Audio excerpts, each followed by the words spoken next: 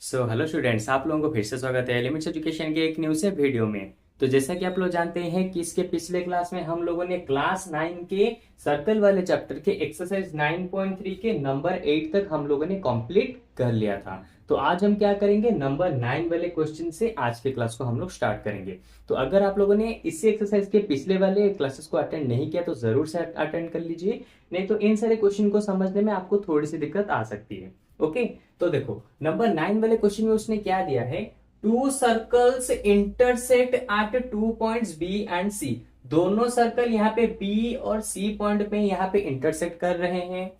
Through B two line segment A B D. B के through दो line segment, एक गया है ए बी डी, दूसरा गया है P B Q. Are drawn to intersect at A पे इंटरसेक्ट करता है, डी पे इंटरसेक्ट करता है, पी पे इंटरसेक्ट करता है और क्यू पे इंटरसेक्ट करता है रेस्पेक्टिवली। हमें यहाँ पे प्रूव करना है एसीपी, ए सी पी, यानी कि ये वाला एंगल जो मैंने यहाँ पे मार्क किया है ये इक्वल होगा किसके साथ, क्यू सी डी, यानी कि इस वाले एंगल के साथ ये इक्वल होगा। हमें यहाँ पे प्रूव करना है।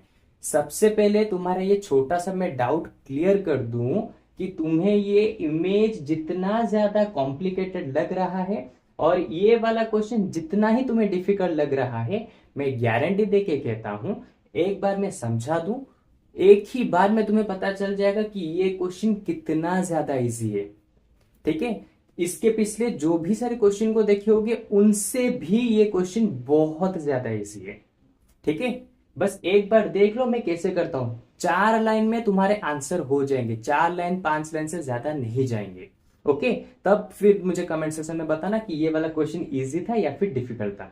कभी भी बड़े साइज के क्वेश्चन, बड़े कॉम्प्लिकेटेड से इमेज को देख के ये मत समझना कि इसका आंसर निकालने का तरीका भी कॉम्प्लिकेटेड होगा। ऐसा कभी नहीं होता। बहुत बार देखोगे इमेज जैसा कॉम्प्लिकेटेड होता है, उसके आंसर उससे कई गुना ज्यादा इजी होते हैं। ठीक है, जैसे कि ये वाला क्वेश्चन यहाँ पे होगा। ओके, तो देखो सबसे पहले देखो मैं क्या लिखता हूं, हमें यहाँ पे प्रूव क्या करना है, हमें यहाँ पे प्रूव करना है angle A C P equal होगा एंगल क्यू सी डी, ये प्रूव करना है। ओके, उसके बाद यहां पे लिखता हूं कंस्ट्रक्शन। यहां पे तुम्हें एक कंस्ट्रक्शन करना है, छोटा सा कंस्ट्रक्शन। अब तुम बोलोगे क्या, अरे सिंपल, इसको ए पी को ज्वाइन करो, डी क्यू को ज्वाइन करो, इतना ही कंस्ट्रक्शन है, और कुछ कंस्ट्रक्शन है भी नहीं। देखो कंस्ट्रक्शन खत्म हो गया, join A P and D Q, दोनों को यहां पे ज्वाइन कर लिया, हो गया आंसर। देखो कैसे निकलता है। अब चलते हैं कैसे प्रूव करेंगे, देखो ठीक है। On chord P A, P A एक कॉर्ड होगा। ठीक है, तो इस कॉर्ड के ऊपर देखो, इस कॉर्ड से ये वाला एंगल बनता है, यानी कि ए पी सी। देखो इस कॉर्ड से एपीसी बन रहा है, यानी कि ए पी सी बन रहा है। और उसी कॉर्ड से देखो इस तरफ जाके बन रहा है ए बी पी। देख रहे हो अच्छे से, ए बी पी, यानी कि उसी कॉर्ड से ये वाला एंगल, उसी कॉर्ड से ये वाला एंगल बन रहा है, और वो भी सेम सेगमेंट के ऊपर इस साइड में बन रहा है। इसीलिए ए सी पी इक्वल होगा ए बी पी के साथ, ए बी पी एंगल के साथ ये इक्वल होगा। ठीक है, अब रीजन क्या लिखोगे, एंगल ऑन सेम सेगमेंट, ये हो गया इसका रीजन। तो एपी कॉर्ड के लिए तो हमने दोनों एंगल्स को निकाल दिया। ठीक है, इसको देते हैं इक्वेशन 1। फिर देखो ऑन कॉर्ड, कौन सा जो हमने ड्रॉ किया था, Q D, on chord Q D, यहां पर भी सेम चीज, इस कॉर्ड से ये वाला एंगल बन रहा है जो कि होगा डी सी क्यू या फिर क्यू सी डी। तो मैं यहां पे लिख देता हूं क्यू सी डी एंगल। और उसी कॉर्ड से देखो, उसी कॉर्ड से यहां पर भी एक एंगल बन रहा है। देखो अच्छे से, ये वाला एंगल यहां पे बन रहा है जिसका नेम होगा D B Q, D B Q. ये दोनों क्यों इक्वल होंगे, अरे भाई सेम चीज, एक ही कॉर्ड से दोनों एंगल बन रहे हैं और ये दोनों के दोनों एंगल एक ही साइड में है, इसलिए ये दोनों इक्वल होंगे। और इसका रीजन हो जाएगा क्या, सेम जो मैंने यहां पे लिखा था, इसको कॉपी कर दो, बात खत्म। ओके, देखो यहां तक ही तुम्हारा 90% आंसर खत्म हो गया। अब एक लास्ट लाइन लिखूंगा जिसकी वजह से ये आंसर हमें मिल जाएगा। देखो कौन सा लाइन, देखो अच्छे से समझो। ए डी इंटरसेक्ट करता है पी क्यू को, हाँ या ना? अरे ए डी पी क्यू को इंटरसेक्ट करता है, जो कि उसने यहां पे दिया है। A B D intersect P B Q, ठीक है, ये यहां पे क्या करता है, इंटरसेक्ट करता है। तो मैं यहां पे लिखता हूं A B D line intersect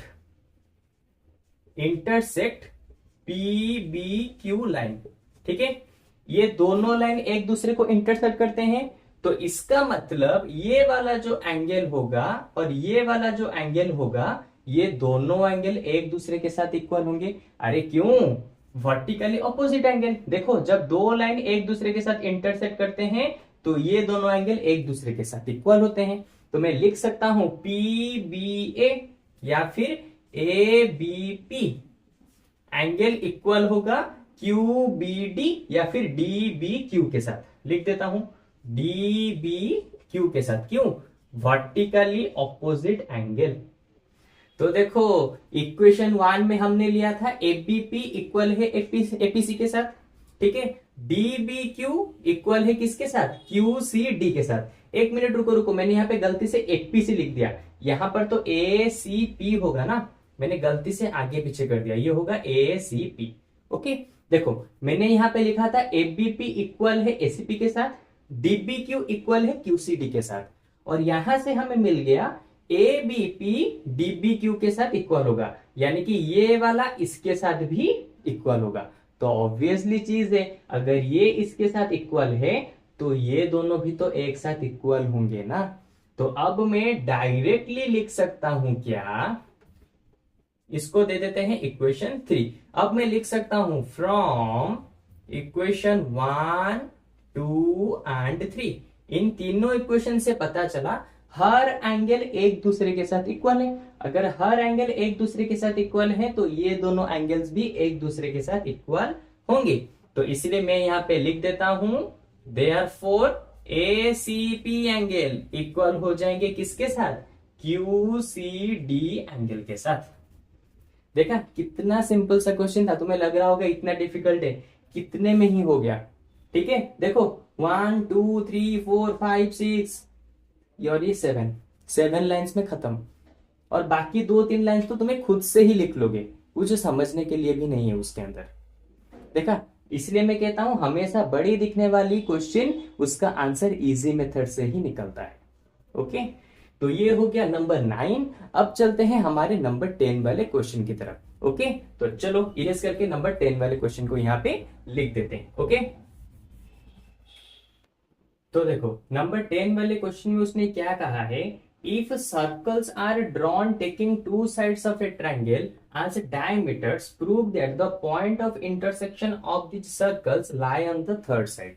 इसको मैं इजी सिंपल भाषा में अगर समझाऊं, यहां पे उसने दिया है 2 सर्कल अगर तुम लेते हो और उसके डायमीटर जो होते हैं, दोनों के डायमीटर एक ट्रायंगल के 2 साइड बन जाते हैं, तो तुम्हें ये प्रूव करना है कि ये वाला जो थर्ड साइड होगा, ये थर्ड साइड कहां पे होगा, इस पॉइंट ऑफ इंटरसेक्शन, यानी कि इन दोनों सर्कल के पॉइंट ऑफ इंटरसेक्शन के ऊपर होगा। ये तुम्हें प्रूव करना है, यानी कि एक तरह से तुम्हें यहां पे प्रूव करना है डी लाई ऑन बीसी, यानी कि डी वाला पॉइंट इस बीसी लाइन के ऊपर होगा, ये तुम्हें प्रूव करना है।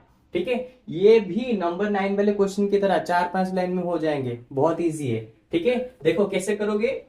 सबसे पहले कंस्ट्रक्शन कैसे करोगे, सिंपल, ज्वाइन एडी को ज्वाइन करो। लो मैंने यहाँ पे एडी को ज्वाइन कर लिया, बात खत्म। अभी क्या करना है, देखो क्योंकि यहाँ पे जो एडी से मैंने बनाया, ये वाला यहाँ पे 90 डिग्री क्रिएट करेगा, ये वाला भी यहाँ पे 90 डिग्री क्रिएट करेगा। क्यों, एंगल इन सेमी सर्कल। एक सेमी सर्कल में जो एंगल बनता है, अरे देखो ये डायमीटर है ना, तो ये जो आधा हो गया ये तो सेमी सर्कल हो गया, तो सेमी सर्कल के ऊपर जो एंगल बनता है वो 90 डिग्री होता है। तो ये वाला 90 डिग्री, अगर ये वाला 90 डिग्री तो ऑब्वियसली चीज है ये वाला भी 90 डिग्री ही होगा। ओके, तो मैं अभी क्या लिखूंगा देखो, A D B angle, A D B angle यानी कि ये वाला एंगल कितना होगा 90 डिग्री। ठीक है, इसको देते हैं इक्वेशन 1। क्यों होगा, angle in semi circle, semi circle के ऊपर ये एंगल है। उसके बाद देखो ए डी सी, ये भी कितना होगा यहाँ पे, एडीसी एंगल भी यहाँ पे होगा 90 डिग्री। रीजन सेम चीज, एंगल इन सेमी सर्कल, अरे ऑब्वियसली चीज है। ये वाला क्या है, इसको अगर डायमीटर पकड़ते हैं तो इसका आधा जो हो जाएगा सेमी सर्कल, और सेमी सर्कल में जो एंगल बनता है वो 90 डिग्री ही होता है। ओके, तो इसलिए ये दोनों के दोनों हो गए 90 डिग्री। ठीक है, तो अभी क्या करना है, adding equation 1 and 2, adding equation 1 and 2, equation 1 और 2 को दोनों को ऐड करो। कैसे करोगे, A D B angle plus A D C angle, इस साइड से इस साइड को मिलाओ, equal to 90 degree plus 90 degree, इस साइड को इस साइड से मिलाओ, 90 डिग्री प्लस 90 डिग्री।